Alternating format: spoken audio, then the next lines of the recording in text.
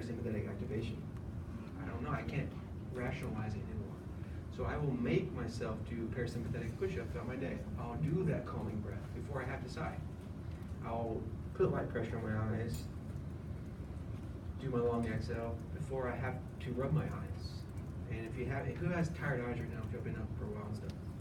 Anyone? Try it if you haven't tried it. Seriously, when you sit down, just put light pressure. It is light pressure, you're not rubbing them. Just find this nice little spot, light pressure. Do maybe one full breath, long exhale. Open your eyes, blink a little bit. It might be a little blurry, but you'll feel a little more freshness. You feel a little more lubrication because that's what the parasympathetics do. Who has had dry eyes from being stressed? Most of us do because that's what the sympathetics do. So by putting a parasympathetic stimulation, you will lubricate the eyes. So that was one of my concussion symptoms, was dry eyes and red eyes. I thought it was allergies, so I was eye dropping like crazy. Next thing I know, I just activate my parasympathetics, put pressure, do my breathing, they start lubricating more. So, that kind of a cool trick, helpful, it will work, it will help you remember more, it will help you calm yourself down quicker and live longer. Sound good? Cool.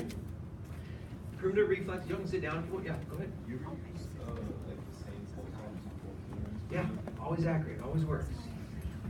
Used for comparison? Yeah. Like for accuracy of the pulse ox, or just to see, you know, the... Any techniques? Yeah, I do. More than anything, I do it for, because if you learn through the neuro world, you learn about the ipsilateral control of autonomics. So the brainstem and the cortex regulate same side autonomics. Heart rate, blood pressure, vasculature, fight or flight responses, you name it. So if I want to see if I can measure a difference, I will use 2 pulse oxes. Sometimes I'm just measuring the accuracy of the pulse ox. But I challenge you guys, if you have it, play with it. Make it a game. I dare you. See if you can start in the high 70s and see if you can get to the 50s. If it starts getting uncomfortable or stressful, then just stop, because then it's becoming a stress. Just make it a push-up. Control exercises. Any questions about any of that? Cool. Primitive reflexes and remediation. How am I doing on time? 30 minutes about? 30 minutes. Cool. Are we good so far? Yeah. Still doing good. Primitive reflexes and remediation. I think y'all go over that pretty well in club. Right? Who's the club leaders right now? I always look at Jason because I know that's what he did. Yeah? Hey. Vice President, Advanced Cool. Club President, Secretary, where's Michael? Cool. Of our club meetings. Primitive reflexes do work. I just had a 24-year-old patient that had rooting reflex, palmar reflex, and spinal gallant. He should have been done with as a year-old. And that's what we did all week, was just exercise primitive reflexes. Think about it as, again, energy demand. If you are made to not fight or flight, if you are made to have these reflexes inhibited and you don't have them, that means your brain is spending that much more energy just to keep them at bay. So that's going to make you more fatigued with focus, more fatigued from whatever you need to do that desires energy. Remember, energy is the key, using spreading out right. Romberg's, eyes open, eyes closed, challenge and perturb. We did that earlier. Feet together. You can do this in clinic. It works. I do it all the time. That's how I got through Parker so quickly. I told my clinician, hey, I'm going to do some neuro stuff. It's going to be very musculoskeletal. Are you cool with that? She said, yeah, just don't mess it up. All right, cool. So every single patient will get a Romberg's. Now, let's get an example for this now. Can we get one? Now, this might not be the best example for demonstration, or maybe the best, because she's recently had a concussion. Is that true? So with Romberg's, you can do this all the time. It's super easy. Feet together, heels and toes touch. Now, shoes off is always fine, but we'll do it like this, unless you can take them off quickly. Cool. Super simple. You can do it in the middle of your physical exam at Parker. You can do it middle here. If someone argues this, SOL. That person just does not get this stuff, because this is basic. We all learn this. You want to do just feet together. You can have look straight ahead, and then whenever you look for small movements, you don't try to focus too much. You kind of want to gaze.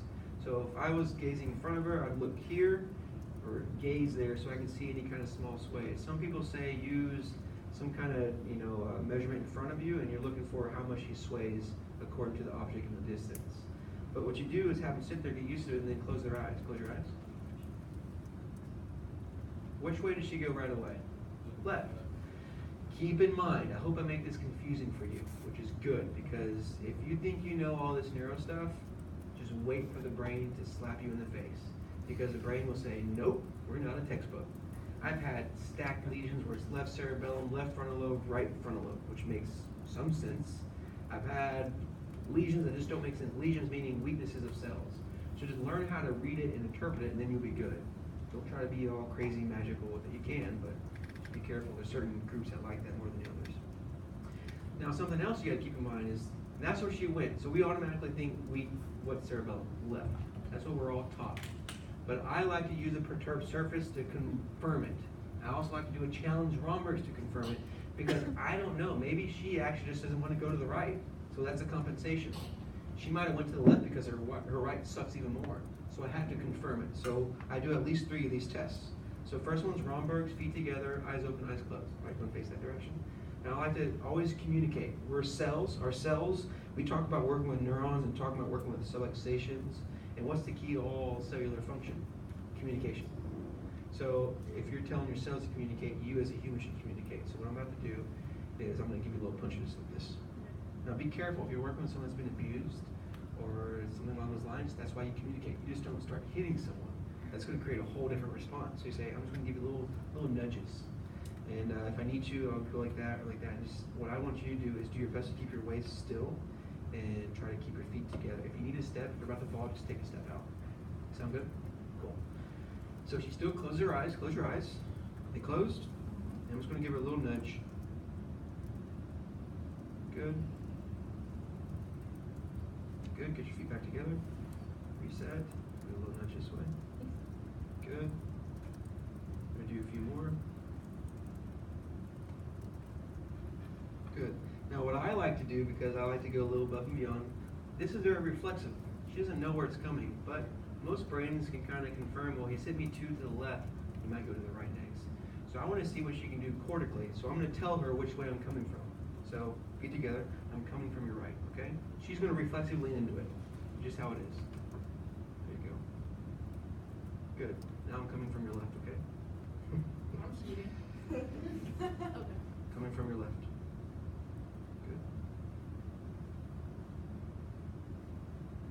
Every single time she falls over. She knows which way I'm coming. She should be able to stabilize, but she doesn't. So far I have 2 tests. I'm layering my tests that think her left cerebellum is a little bit weaker.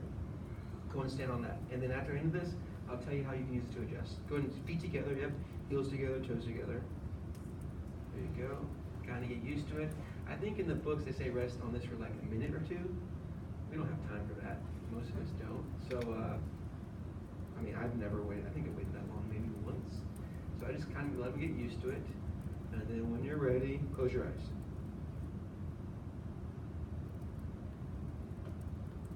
See, now she's going to the right. Y'all see that? So get used to it. Find a fixation point straight ahead. Kind of stabilize. Close your eyes. Now she goes to the right every time. So which side is the weak cerebellum? Who doesn't know? I don't know either. Can I make a side note to that, Please, Dr. Ron? yeah. All right. So the first time, without anything, she just leaned to the left, right? Okay. The second time, when he actually gave her that perturbated bump, she moved to the right, and he was saying, all right, she leaned to the right. He still said left. So a lot of people are going, wait, he said left, but she went to the right, right? Anybody else kind of go, hold on. So if you lean to the right, what muscles are not pulling you back? The left. What does the cerebellum regulate? Muscle tone on the same side. So even if he knocks her and she goes to the right, you still have to have tone to bring you back. So if you just lean that way, that's a different test than if you get bumped and you can't pull yourself back. Okay? Does that make sense? Okay. Yeah, that's a good point. So on the challenge Romberg's, we're looking to see, can they stabilize themselves from the side you hit. So if they get hit from this side, this left cerebellum should hold them down. If it doesn't, they'll fall to the right. So thanks for clearing that up. Feet together one more time. Make sure you're breathing. Take your thumbs out and close your eyes. Every single time to the right. Now I have 2 saying left, 2 tests saying that's the left side, 1 test saying the right. What I would do, honestly, at this point is continue to do cerebellar tests. Let's try it real quick. So step off for a second. Now with this, you can do head positioning, left, right, yaw, forward, roll forward, pitch forward, pitch back, roll side to side. You don't have to, we're not going to do it here because this thing start getting complicated. Let's do feet together. Raise your hands all the way above your head. Put them right back out in front of you like you're Frankenstein. Now close your eyes and do the same thing. Right back in front of you. Spread your fingers. When I say so, bring your finger very slow and controlled to your nose. She missed. Right on top of it. She missed. Right on top of it. All right, right-handed or left-handed? I have 3 tests saying weaker left cerebellum, weaker right parietal lobe, weaker awareness on this side. She's dominantly right-handed. If I were to adjust her, I've now essentially told myself I'm going to do left side. I think on this, she goes to the right because of a compensation. Does that make sense? We know she falls to the left already, so why? Her brain, remember, the brain does not want to fall. That's simple as that. So when she gets on a perturbed surface, that weakness comes up stronger, and the brain says, no, guys, I'm going this way. Because I know if I go that way, let's test it. I'll catch you, okay? Stay on this. I'm going to nudge you this direction, okay? Now, this is different than what we just talked about because we're doing more of a stimulus. I'm going to push her. You don't even want to do it, huh? Not even. Okay, let's go this way. Now, this is confusing because we just told you the opposite. But it's different whenever you're on a perturbed surface. Now we're doing more midline cells. Now stand on one leg on the pad. Let's do right leg first. Straight ahead and do it. Close your eyes for a second. Good, try the other leg. Already know the answer, right? So now we know, beyond a doubt, that right shift on this pad was a compensation. Keep that in mind because this will get confusing. You're going to start seeing all forms of sways. Now, this is the truth of her. She had a concussion. With concussions, who's probably not too much, but the diffuse axonal injury, midline cells are affected most. It's just how it works. But for her, if I were going to do an adjustment, I'm going to do an adjustment definitely midline. Now, most all adjustments are midline, just so you know. So I'm going to do maybe a lumbar adjustment or lumbosacral because of just the nerve endings. But I want to make sure, it sounds kind of tricky, but I'm going to find a subluxation on the left. Does that make sense when I say find it? I'm not creating it. I promise you somewhere on this girl's body, she has an, what was it, LP? What do y'all call it? So many different ways to call it. PL. Right? PL, LP. I'm going to contact on that side. That way I get more input on the left paraspinals and then adjust. That's going to go more into the left cerebellum and to the right cortex. But the good news is it's going to be midline too, so I'm going to give her balance exercise as well. Because again, with concussions, midline cells are affected most. Dysautonomia, autonomic cells are midline. Really, chiropractic works so well because of our midline stimulation. Most midline cells help with heart rate, blood pressure, regulation of eye function, you name it. Now, how are we doing good on time? We doing good on time? Real quick, we have 2 options. We can assess her if you want. I'm going to do it anyway. For concussion-like things, and you can see what I do and how we do it. Or we can ask questions. We can do both, but we have to limit it. So what I'm saying, huh? What does everyone like? Let's watch you assess her. You want to see her? See what she can do? All right, cool. Let's do, what do we have here first?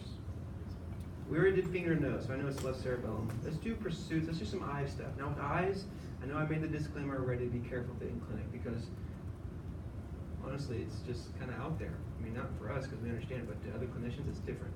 So can we have you sit down here and do it? So we're not staying all the time? Sit down on the edge of this. Y'all can come look if you want, but I think it's going to be good for her and good for us. And y'all get to where you can see her eyes. Just watching him probably won't help you out too much. Please, yeah. So far, though, this is a pretty good talk. Was it all right? I wanted to make it informative. I didn't want to preach and make it another class. I really want to say, dude, I was in your shoes not too long ago. This stuff is kind of, it's kind of crazy. It's kind of intense. It gets overwhelming because you think, oh my God, I'm not a neuro person. I can't do all this neuro stuff. But you can. It's just learn the basics. Learn how to do little things. Real quick, whenever you get a concussion on the sideline, what do they always do? H in space, right? Check the eye. So that's what I always like to do. Now, so I'm just going to have her look at my finger in this hole and do in all directions. Now, because of what I know of concussions, one of the biggest things I'm looking at besides her movement of eyes is her autonomics. I'm looking at, does she have sweaty palms? Severely sweaty. Not severe, that should be enough. I've seen guys, they do this, 15-year-old man, and he was just dripping water. Okay, I'm not that bad. I know you're not. It was so sad in a way. He was so embarrassed to take tests because he would fling water on people and sweat. It was gross. But now, granted, you're also being center of attention. Excuse me. So keep on the psychology of this. Don't start. Dr. Carrick said it best. Don't create something that isn't there. Don't be like, oh my gosh, she's sweaty hands concussion. It's the fact that she's sitting in front of random people, or some of them are random. It's weird, And then you feel the legs, you feel the distal feet. If I took a sock off, so they're probably cold. Things like that. But I'm looking at the eyes too. Our eyes are a little bit watery, a little bit dry, and I guarantee if we did more of this, they get worse. So that's one thing you can do, is just look how well she fixates. Now I'm not gonna get too complicated on you guys, but I don't want to. It's not necessary right now. I'm looking at, does she stay on my finger the entire time? Does she have spontaneous movements that take her off? Do they seem smooth? Yeah, for the most part, she knows where my finger is in space. That's good. Did any of y'all see anything crazy there? She's having to raise her head. Yeah, she moves her heads a little bit, right? But I don't see any crazy intrusions. Again, right now, let's keep it simple. I mean, maybe it's because I'm a little jaded because of what I've seen. I've seen true TBI where the eyes are moving the entire time. But really, that's what you want to catch because you can heal the other ways a lot easier. Then convergence. Convergence is the big kicker. There's something called convergence spasms. Convergence spasms, whenever we do convergence, the eyes would essentially get stuck. And they have to blink to get away. It's very common with concussion just because the midline brainstem gets affected, the oculomotor nucleus of the cranial nerve 3 or more midlines will get affected. So we test them, so we come in close. And you do not like that, right? What does it feel like? It hurts. Yeah. Something else though, is she breathing well? No, Not at shallow. all. You know this at all, for Yes. sure, Dana, right? You do not breathe well. Have you seen the movie Concussion? What does it say about? I forget the percentage it says of constriction. 50%. After every concussion, after even a blast, your blood vessels constrict to protect the cells from getting too much swelling. It's all cool and stuff, but it sucks after a long time. So she already probably had a moment of constriction of blood vessels, and she doesn't breathe deep enough. So I know she's building up CO2 in her system. You get lightheaded and dizzy? Guarantee, I know you do.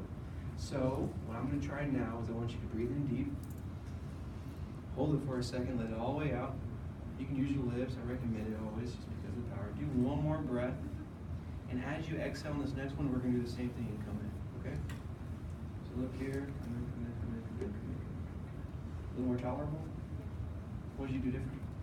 Was it seriously more tolerable? Or you just No, it showed? was. What did we do? Breathing. Crazy. Like that is huge. You saw the response. That's a huge temporal withdrawal. She freaked out. No, she made enough freak out. Her cells freaked out. Remember that's how I was talking about the neurovision? I'm looking at these cells who make, what's your name? Sarah? Make Sarah Sarah. You are your cells are you. Your cells do not like convergence. Now we do it again. Still better though. She didn't actually move her whole head out of the way. But she also stopped breathing. She went right back to what she was good at, right? So I can tell you right now, is anyone working with you? You have colleagues? Are you in this class? Y'all know each other? You know each other now. Help each other out, okay? So breathing exercises. Stop, big deep breath in, and exhale. I would recommend doing while you fixate, because you have pretty good fixation. And ultimately though, what you can do, now let's do this good, and it's gonna be kind of tough, so I need you to force it, okay? So stay on it, stay on it, stay on it. You're looking for asymmetry in the convergence. Does one eye go in quicker or slower than the other? Her left eye doesn't go in as much or as quickly, if y'all can see that. And if y'all remember how to look at eyes, the same concept when you're looking at sway. Don't look at one eye. You're going to learn to do that. It's okay to do it. But every now and then just gaze towards the middle or the canthus of the eye, either one, and kind of look at both eyes. And you can see a small asymmetry. Because if you look at one, you're missing the other. Because you can't see it if you look right there. Look here. That time moved a little quicker that time. The left eye goes in longer. If I held this, right eye just came out already. Or left eye, excuse me, left eye moved out. So, musculoskeletally, which muscle is weak? The left medial rectus. If you want to get complicated, the oculomotor nerve on the left, cerebellum, I don't even know, blah, blah, blah. I keep it simple. So if I were going to have her do exercises, you could have her do this. Now I would have her breathe though. So that is just simple eye check. Convergence and H in space. Is that helpful? A little bit? Now be aware of that in clinic. I don't even know what that would do in clinic. I would do it behind closed doors in a way, not secretively, but I would tell my my staff, hey, I'm just going to check the convergence of eyes. Because we get taught in neuro class, I don't know why you couldn't do it, but don't be crazy in how you explain it. Don't go back to your staff and go, well, I found psychotic intrusions and some spasms and part of the femur because it's definitely messed up. Can I adjust them? They're gonna be like, no. Find a subluxation on them, you know what I mean? And then adjust them. But if you say, hey, I think her rectus on the left is weak and her muscles on this side are tight, can I do some, passive movements? Absolutely. That's what it is. VOR is key. Vestibular-ocular reflex. Same thing with the constriction of blood vessels. The cells that could get most affected are the midline cells because they're so deep and they have smaller blood vessels. So like the hippocampus, very deep, hypothalamus, the basal ganglion, they have small little perforating branches of blood vessels. Same thing in the midline brainstem. Even though you have the vertebral artery, it's not really that as much as the little branches that come off of it that feed those cells. They're really small. So when you have a whole blood vessels constrict, the smaller vessels constrict. They don't have much to constrict already, so when they constrict, you really suffocate cells. So some of the midline cells are balance, posture cells.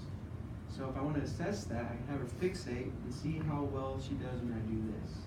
You're assessing the vestibular system with the eyes, or in musculoskeletal terms. I'm seeing how well her musculature acts, or how it acts whenever I have her head move with the eye staying stable. So I'm going to see that. I'm going to look at her eyes, or have you look at one spot on me. I feel a little bit on the back of the neck, and I just turn. Make sure you're breathing.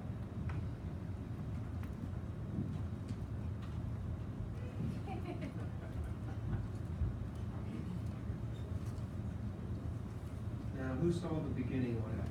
Just like that. Every time I went to the right, her eyes would come off my nose. Her muscles would also tighten up a little bit. So we're not going to go into the neuroscience of what that means. You just found something though. You should have an easy ability to fixate and turn your head in all directions. We weren't going that far either. Did your eyes get tired a little water during that? I'm tired, yeah. Cool. So I would recommend right afterwards, do the breathing technique and do light pressure on the eyes. What I can tell you though is that she does have imbalance in that system. What you want to do with that, you'll have to learn more techniques. If it were me, I'm going to make her do midline tandem walking. I'm going to make her fixate and do exactly what I told you to do already. Do these things, but do really small and have a central fixation point. So activate the cells that are weak right now while you're breathing. That's the key for you. Like whenever you're doing these exercises, if I can use you as fixation, and activate the same muscles that are not connected with your eyes. Okay? You can get crazy dynamic and do rotations and do head thrusts and do OPKs. Right now we're just doing simple movements. Okay? If I were going to adjust her, now we just said that what side was weak? Left cerebellum, right? I know that she comes off my eyes more when she, or my fixation when she does this. That sets you up perfectly for a rotation adjustment. Make sense? Now they teach not to rotate, I believe, depending on what course. I mean, C1 and C2, that's all they do is rotate, so I'm okay with it. But if I were to adjust her, I guarantee I could find spots right there already, right? And I would lay her back, and we'll do it here, of course. I'd lay her back, have her fixate on something, put her into a slight rotation adjustment and input on the left paraspinals. That just completed everything I just found. I'm going to get more input to the left side. I'm going to work on her fixation, and I'm giving her more strength in this direction of rotation. That makes sense to a small degree, right? You don't have to know the neuro behind it, but just from the simple findings. Sound good? Okay, we did eye, we did DOR, and we did fixation. That is a good start. You already know how to assess balance on a perturbed surface or on a fixated surface. So those alone and making sure the breathing, I've done it over and over and over and over again with anyone from a concussion to someone getting a bullet through the head. And they always improve to a small degree with those things. Now, of course, I'm going to recommend fish oils. And say fish oils are the rebuilder of the brain. I'm going to recommend magnesium citrate or malate because those are the protectors of the brain. It helps stop the whole metabolic cascade of concussion. I'm vitamin D, because it's just amazing. You're stuck in this room forever. I'm sure you're deficient. Some magnesium, omega-3s, ubiquinol for ATP production. You do vitamin D, you do magnesium, you do fish oils, and CoQ10. Give it 3 months and see how you do. Seriously. And all these little breathing exercises and fixation exercises. Get your cells working together, because what happens really is you shock the system. So now the cells that were weak, they become weaker because this blow went into our head. So that makes sense? Sound good? All right. Please ask questions. I'm here for a little bit longer. I think you got pretty good little